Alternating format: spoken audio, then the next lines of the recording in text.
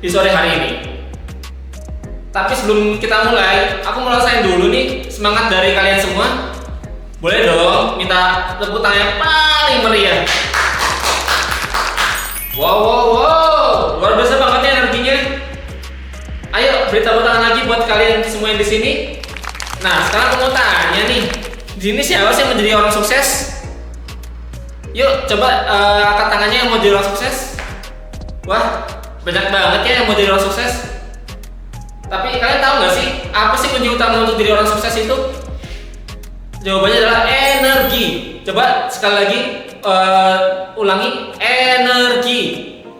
Wah, keren sekali nih. Nah, sekarang pertanyaan lagi nih. Siapa di sini tadi yang sempat pilih baju sebelum berangkat ke acara ini? Wah, banyak juga ya. Pilih baju itu yang penting. Tapi tahu nggak sih ada yang lebih penting dari pilih baju? Yaitu pilih energi kita. Karena kalau kita mulai hari dengan energi yang positif, semua kegiatan kita akan terasa lebih ringan, lebih semangat, dan pastinya juga hasilnya lebih baik. Dari situlah masa depan yang cerah bisa kita mulai. Nah, itu tadi Bapak Ibu sedikit cerita dari saya sejak bergabung di RTV School Surabaya. Kalau saya bisa, pasti Bapak Ibu juga bisa. Terima kasih. Sampai jumpa di kesempatan berikutnya. Selamat pagi semuanya. Pagi. Alhamdulillah kita bisa hadir pada rapat mingguan ini. Untuk rapat ini kita akan membahas 3 poin penting, yaitu tentang penjadwalan konten yang akan dijelaskan oleh Bu Dia, dan juga tentang penjualan hasil live streaming oleh Bu Disti, dan juga dengan itu hasil KOL oleh Mbak Tia.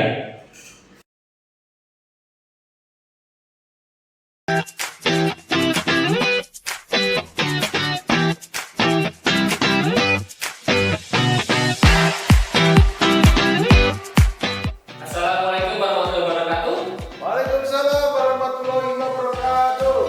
Selamat pagi semuanya. Saya di sini Yudhistira Saiful Yasin. Saya akan membagikan informasi tentang cara pemrograman dari nol dengan cara yang mudah.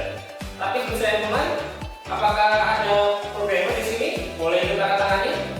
Nah, Wah, lumayan banyak juga ya. Kalau banyak ini, boleh nggak saya tanya? Apakah ada yang merasa kalau pemrograman itu sulit kalau itu dipelajari? Wah, banyak juga ya. Kalau saya tanya lagi, apakah ada yang merasa kalau saya tanya lagi, mau nggak kalau saya ajari cara pemrograman dari nol dengan cara yang mudah dan asik, dan saya jamin bisa jago selama 3 bulan dan bisa membuat program dari nol. Terakhir nih mau saya tanya, mau nggak kalau saya ajarkan cara pemrograman yang baik dan enak banget? Terus lalu saya jamin 3 bulan tuh yakin bisa membuat program dari nol. Ada nggak yang mau?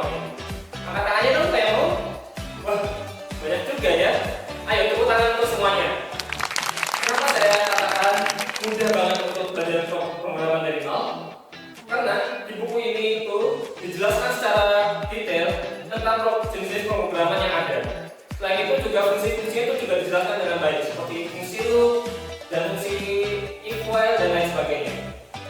Lalu juga ada project-project yang akan membimbing Anda dalam perjalanan Anda dalam memahami dan mempelajari pemrograman tersebut. Dan terakhir, buku ini juga menjelaskan juga tentang apa saja sih yang bisa Anda lakukan dengan ilmu pemrograman ini. Mungkin tujuan karir Anda seperti game developer dan UI UX itu juga dijelaskan juga di sini. Dan di sini juga ada juga tips-tips dan trik-trik yang memudahkan Anda dalam mempelajari pemrograman. Kenapa saya bilang buku ini bisa sangat membantu Anda dalam belajar pemrograman dari nol dengan sangat mudah? Karena yang pertama, di dalam buku ini dijelaskan dengan sangat baik jenis-jenis pemrograman yang sangat dicari oleh perusahaan-perusahaan besar di luar sana. Lalu yang kedua, buku ini juga menyediakan proyek-proyek dan proyek-proyek pemrograman yang dapat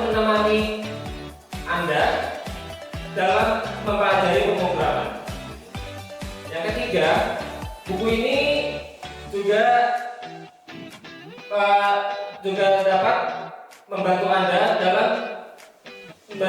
dalam mengejar karir di bidang pemrograman. Mungkin seperti ada yang mau mungkin menjadi game developer, software engineering. Di sini buku ini bisa membantu Anda dalam mengejar karir tersebut. Dan yang terakhir, buku ini juga memberikan tips dan trik agar program yang Anda buat bisa dibuat dengan bisa menarik saat digunakan oleh para pengguna program Anda, dan juga agar program Anda bisa bebas dari bug dan error. Saya harap buku ini bisa membantu Anda dalam menjadi programmer yang handal. Di luar sana, buku ini dibanderol dengan harga 200.000.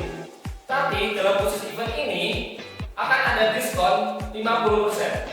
Jadi Anda bisa membawa pulang buku ini hanya dengan harga 100.000. Sekian dari saya yang Istira. Saya harap kita semua bisa menjadi programmer yang handal. Wassalamualaikum warahmatullahi wabarakatuh.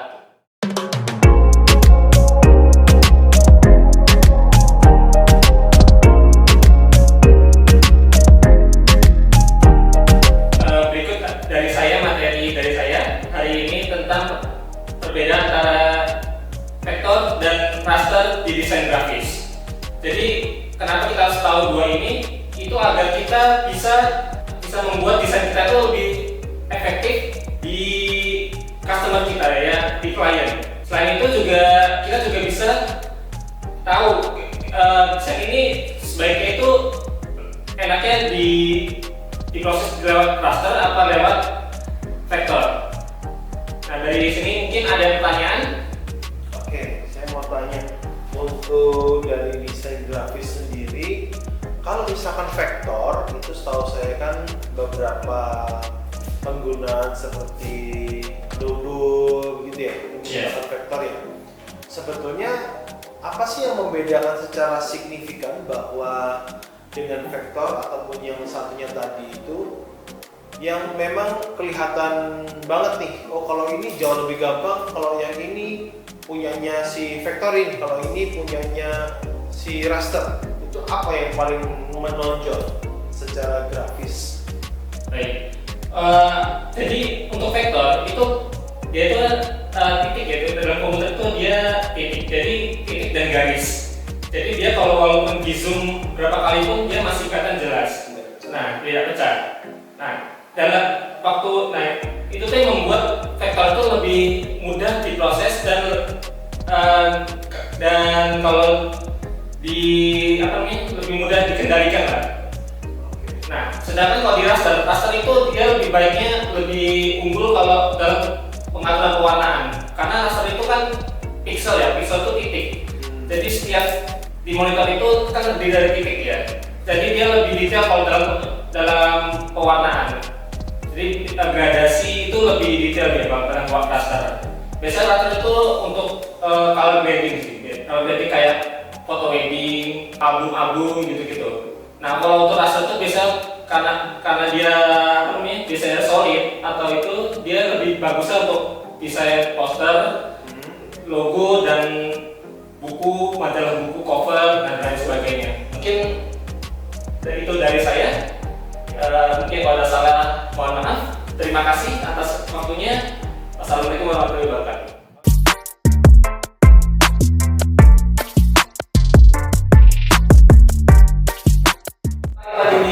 Selamat pagi.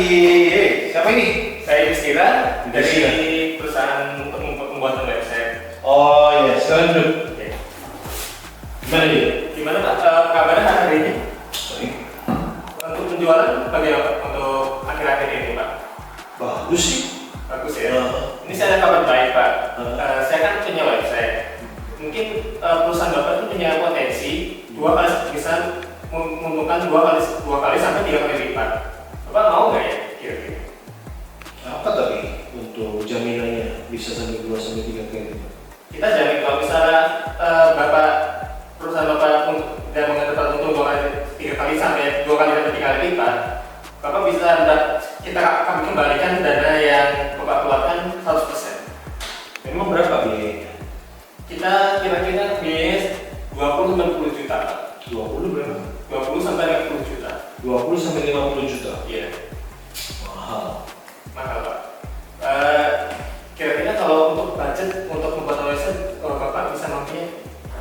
Ya sejauh ini kalau saya berpikir kalau misalkan bikin website ya under 10 lah. Kalau misalnya 15 bagaimana? 15 saya harus ngomongin sih, cuman kayaknya kok enggak ya, buat apa ya? Kan selama ini kita jalan juga nggak ada masalah, kita juga oke-oke saja. Jangan satu lagi kan dengan adanya program yang baru, kita juga harus penyesuaian lagi. Nah, di sini Pak nanti kita untuk website nanti kami jalankan 100%, jadi nanti Bapak tinggal terima hasilnya saja. Nanti jadi dari website ini Bapak bisa dapat keuntungan agar produk Bapak itu bisa terlihat profesional di produk jika menawarkan ke klien. Selain itu Bapak juga bisa memudahkan dalam kolaborasi dengan produk lain. Jadi bisa untuk Bapak misalnya ada kerjasama dengan produk lain, Bapak bisa tampilkan di website itu.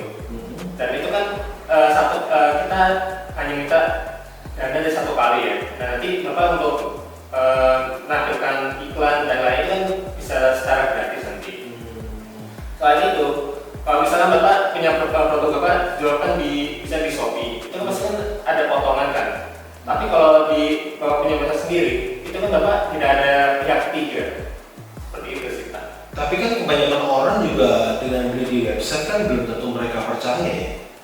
Nah, Apa nggak jadi masalah? Selama ini saya jualan aman-aman saja, malah bikin closing saya lebih kecil. Nah, begini Pak. Jadi website ini kan juga bisa membantu Bapak untuk menyebarkan promosi-promosi. Misalnya Bapak punya promosi yang bisa lebih untung daripada yang di produk yang dijual di Shopee. Itu nanti bisa Bapak masukkan di website. Jadi biar orang bisa lebih tertarik juga membeli produk Bapak di website juga, gitu Pak. Mungkin bisa Gini deh, sekarang kalau orang ada beli di website sama beli di Shopee, sama-sama kita produk mall ori, sama-sama kita official. Terus apa bedanya? Kan kalau misalkan di Shopee mereka beli, mereka kalau ada apa-apa, mereka ada jaminan refund. Sedangkan di website, apa membuat buat mereka, wah ini kok kenapa ya kok bikin web seperti ini ya? Kan buat kita juga lebih ribet ya. Karena kan nanti kayak misalkan secara susunan dan lain, kalau kita Shopee kan tinggal kita print aja, resipnya kita tinggal print, kita tinggal kirim, segampang itu. Apa nggak nambah pekerjaan? Gini Pak, jadi untuk website ini Bapak bisa customisasinya juga lebih tinggi Pak. Jadi kalau di website ini Bapak bisa nantikan khusus untuk produk Bapak, tidak ada produk-produk lain. Jadi misal produk Bapak itu bisa ditampilkan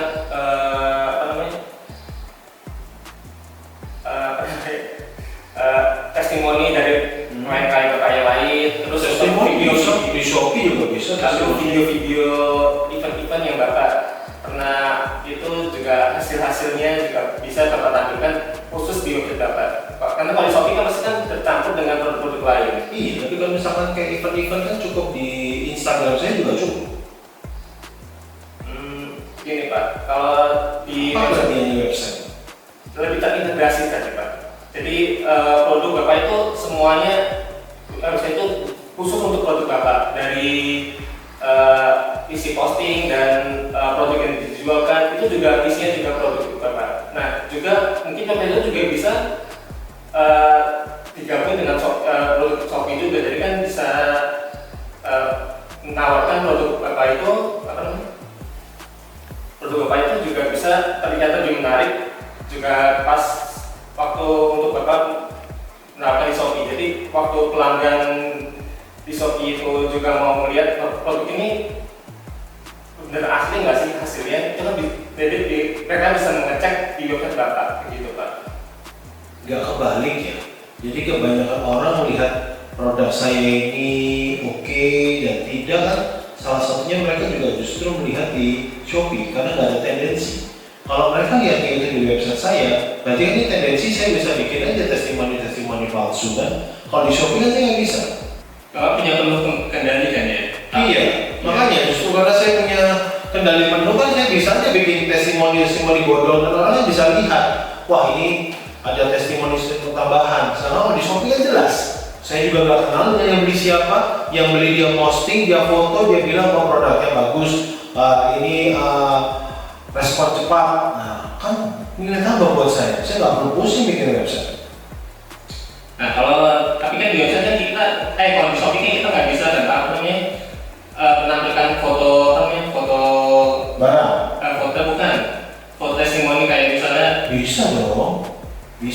Dalam arti kata testimoni yang dibutuhkan orang kan ketika kamu beli barang, barangnya nyampe nggak ada cacat, barangnya nyampe tepat waktu, packingnya rapi, barangnya sesuai dengan pesanan. Kan itu yang kita butuhkan. Kalau di website, apa bedanya? Memang itu sih Pak, kita lebih untuk full promosi produk kita aja sih. Jadi untuk itu mungkin bisa berbeda sih. Iya kan sama, kayak misalkan saya full promosi, saya taruh di Instagram, saya kasih linknya Shopee kan selesai. Kan mereka bisa belanja sendiri. Kita kasih di promo di Instagram, kita boost reel, and then kita taruh di bawahnya link Shopee ini untuk mendapatkan harga promo sekarang juga. Orang nanti kan langsung lari ke Shopee saya. Mereka beli di situ, selesai. Mereka terima barangnya, mereka foto, mereka kasih bintang 5. Saya dapat untung, mereka save. Kalau ada apa-apa, mereka juga bisa refund. Selain itu juga kita juga untuk dalam membuat website. Gimana? Selain itu, ketika Bapak membuat website dari kami, Bapak kan juga bisa dalam ketika Bapak membuat proposal untuk kolaborasi, Bapak juga bisa menampilkan website itu sebagai portofolio perusahaan Bapak. Betul. Ketika itu. Jadi saya kerjasama dengan produk lain. Iya. Jadi misalnya collab dengan perusahaan lain untuk promosi atau apa. Nah itu kan website yang kami buat itu bisa Bapak buat untuk sebagai portofolio yang menunjukkan produk ini apa, lalu apa jadi prestasi dari produk Bapak yang produk ini pernah capai, seperti itu Pak. Apa benefitnya dengan saya kerjasama dengan produk lain seperti itu? Mungkin Bapak bisa dari itu bisa Bapak bisa menampilkan bisa meluaskan bisa mencapai target-target yang lebih tinggi Pak daripada hanya berkutik dari Shopee saja. Karena kalau misalnya bekerjasama dengan bisnis itu lebih besar Pak peluangnya daripada bisnis dengan customer. Kita bicara bisnis to bisnis, ujung-ujungnya ketika mereka belanja kembali ke Shopee saya kan. Apa bedanya kalau misalkan saya B2B, saya terpasang di Instagram sebagai media promosi, terus saya bilang sekarang PT Jimmy X dengan PT Yudis. Terus kemudian saya kasih link untuk mendapatkan produk yang kita kerjasama berdua. Bedanya apa sama website?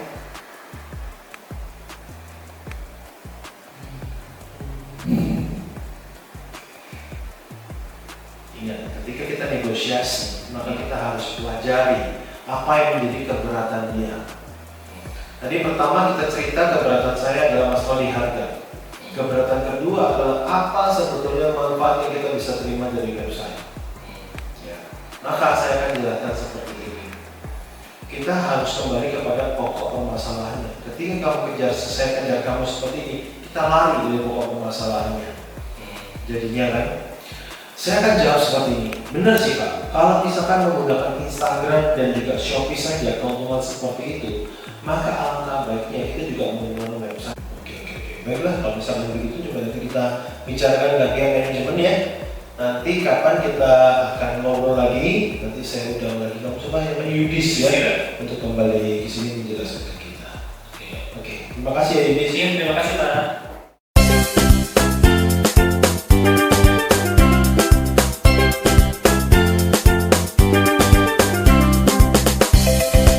Selamat pagi semuanya.